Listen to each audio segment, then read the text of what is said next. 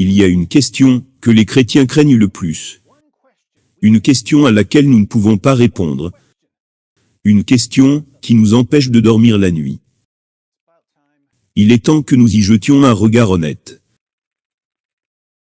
Tout chrétien qui passe plus de 5 secondes à discuter en ligne avec des musulmans se verra demander « Comment pouvez-vous croire que 1 plus 1 plus 1 égale 1 ?» Les musulmans sont si fiers de cette objection qu'ils l'affichent encore et encore, encore et encore. 1 plus 1 plus 1 égale 1, n'est-ce pas? 1 plus 1 plus 1 égale 1, répondent les chrétiens. Christianisme, Dieu est 1 plus 1 plus 1 égale 1. Islam, 1 égale 1. Vous devriez tous prendre un cours sur la croyance islamique d'un seul Dieu. Si vous le faites, je sais que ce ne sera qu'un tas de mensonges, en disant, non, 1 n'est pas égal à 1. Un chrétien à l'école passant un test. 1 plus 1 égale 3. Réussite. Un chrétien à l'église, depuis 2000 ans devant Dieu, 1 plus 1 égale 1. Échec, 2 poids, 2 mesures. Et ce type dans sa madrasa qui essaie d'épeler le mot chrétien? Échec. Mais vous croyez que 1 plus 1 égale 1. Parlez maintenant, ne postez pas de commentaires, pour le rendre drôle, vous mentez. Quand vous dites que 1 plus 1 égale 1, cela signifie que soit vous mentez, soit vous êtes analphabète. Lequel des deux? 1 plus 1 égale 1 dans la Trinité. Je pense que vous dites 1 plus 1 égale 1. C'est ça le problème. L'islam est très simple, un seul Allah et de nombreux prophètes. Christianisme, 1 plus 1 égale 1. Voilà, vous l'avez, les amis. Une objection à laquelle aucun chrétien ne peut répondre. Une objection si puissante, qu'elle menace même la vie d'eux. De qui je me moque? C'est l'une des objections les plus stupides jamais formulées par une idéologie spécialisée dans la production d'objections stupides. Lorsque les musulmans formulent cette objection, les chrétiens répondent souvent par des notions de mathématiques élémentaires. Ils font remarquer que 1 fois 1 égale 1. Ou si le musulman exige que nous utilisions l'addition, lorsque nous parlons de Dieu, les chrétiens feront remarquer que le Dieu de la Bible, contrairement au Dieu du Coran, est infini. Il serait donc plus exact de dire infini plus infini égale à l'infini. J'aimerais aider nos amis musulmans à améliorer leurs compétences en mathématiques, en soulignant quelque chose d'encore plus fondamental. Lorsque nous apprenons les maths à l'école, nous apprenons à utiliser les nombres de manière abstraite. 2 plus 2 égale 4. Mais 2 plus 2 de quoi? Eh bien, ça n'a pas d'importance, pour le moment. Nous utilisons les nombres tels quels, sans nous référer à des objets spécifiques. Mais si vous additionnez des choses dans le monde réel, vous devez inclure des unités. Et les unités doivent être les mêmes des deux côtés du signe égal. Si vous additionnez des blocs, alors 2 blocs, plus 2 blocs, équivaut à 4 blocs. Si vous prenez 1000 blocs, et que vous les utilisez pour construire une maison, vous ne direz pas que 1 plus 1 jusqu'à 1000 égale à 1. Même si les 1000 blocs forment une maison. Si les unités que vous ajoutez sont des blocs, vous ne pouvez pas changer les unités en maison, dans la réponse, puis retirer toutes les unités, et prétendre que 1000 est égal à 1. Si vous le faites, vous obtiendrez une absurdité mathématique. Considérons quelques exemples simples de ce qui se passe, lorsque vous ne précisez pas les unités que vous utilisez. Quel âge avait Aïcha, lorsque Mohamed a eu des rapports sexuels avec elle? Elle avait 9 ans. Mais attendez une minute, comment Aïcha pourrait-elle être 9, signée avec une seule Aïcha? Les musulmans sont-ils en train de nous dire que 9 est égal à 1? Sont-ils en train de nous dire que 1 plus 1 est égal à 1, à une fillette épouse, prépubère? Est-ce ainsi que les mathématiques fonctionnent dans l'islam? Ce serait une objection stupide, n'est-ce pas? Bien sûr que oui. Pourquoi?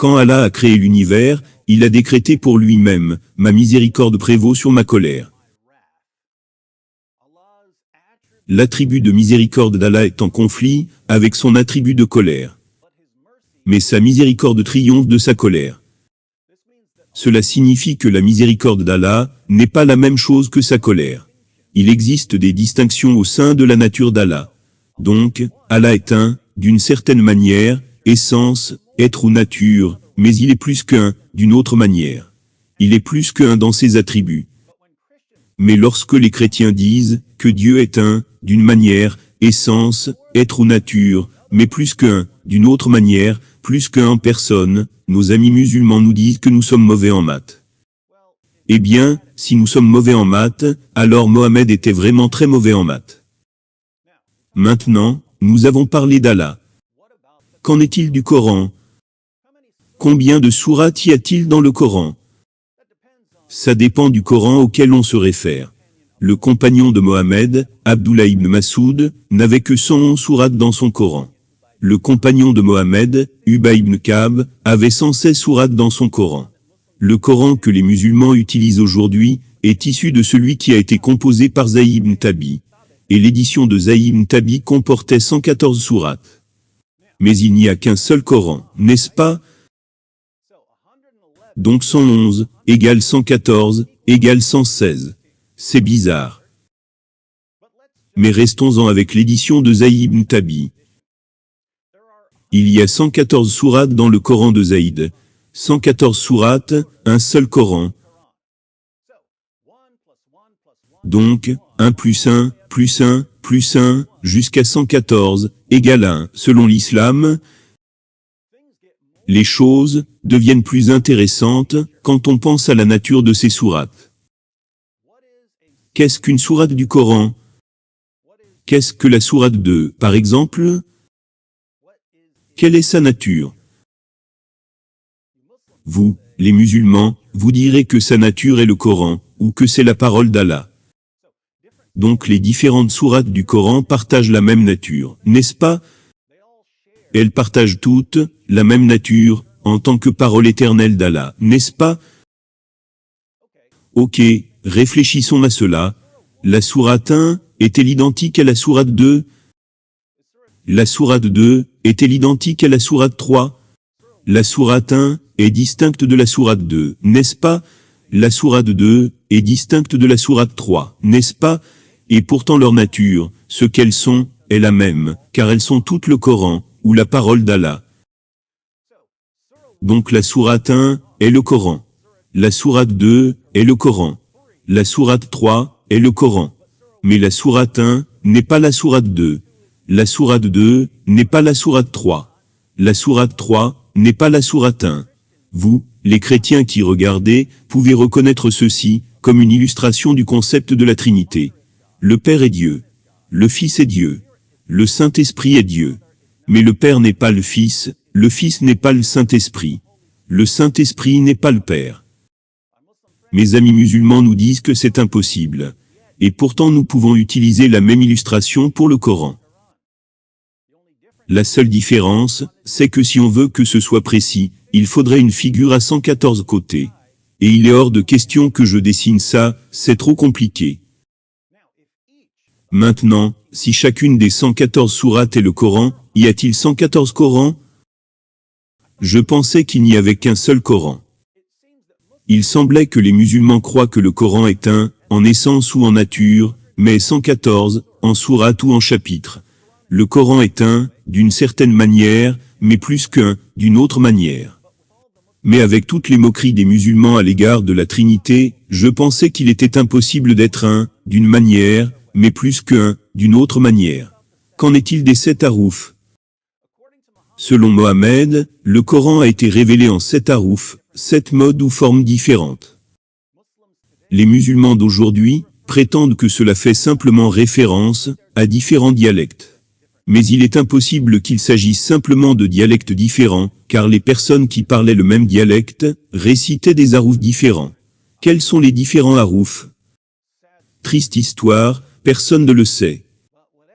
Mais quel que soit ce que sont les 7 différents modes ou formes, il n'y a qu'un seul Coran, n'est-ce pas?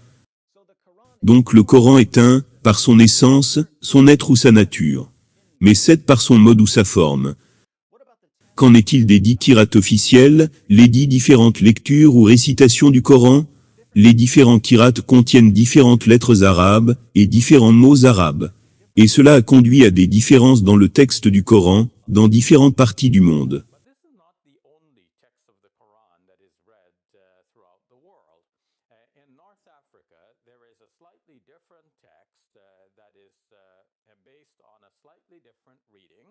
In other words, if you were to compare two printed Qur'ans, you're going to see differences between them. Not just a voice or not just a speaking style, but also changes in letters and words and harakat. Parfois, les différents mots donnent aux versets des significations différentes. Parfois, les différents mots mènent à des significations contradictoires. Et pourtant, il n'y a qu'un seul Coran, n'est-ce pas? Donc, les 10 qira'at différents, avec des lettres arabes différentes, et des mots arabes différents, ne sont en quelque sorte qu'un seul Coran, n'est-ce pas? Cela signifie que selon l'islam, 1 plus 1, plus 1, plus 1, plus 1, plus 1, plus 1, plus 1, est égal à 1. Donc le Coran est un, en essence, 7 en harouf, 10 en qira'at, et 114 en sourate. Donc selon l'islam, 1 est égal à 7, est égal à 10, est égal à 114. Là, nos amis musulmans pourraient objecter. Mais David, nous soulevons cette objection uniquement parce que tu dis qu'il y a 3 personnes dans la Trinité. Il est impossible que 3 personnes soient un, en essence, ou en nature. C'est le cas maintenant? Voyons si votre prophète est d'accord avec vous. Dans Sahih Muslim 1874, Mohammed dit à ses disciples: récitez le Coran, car il viendra le jour de la résurrection, en intercédant pour ses compagnons. Récitez les 2 belles, la sourate Al-Baqarah et la sourate Al-Imran. Car elles viendront le jour de la résurrection, comme si elles étaient 2 nuages, ou comme s'il s'agissait de 2 ombres, ou comme s'il s'agissait de 2 volées d'oiseaux en rang, plaidant en faveur de leurs compagnons. Remarquez, il viendra, le Coran viendra, intercédant pour ses compagnons. Mais les sourates individuelles viendront aussi, comme des volées d'oiseaux, plaidant en faveur des musulmans. Donc le Coran dans son ensemble intercède, mais les sourates individuelles intercèdent également. Elles parlent, elles intercèdent, elles plaident. D'autres sources du Coran intercéderont également.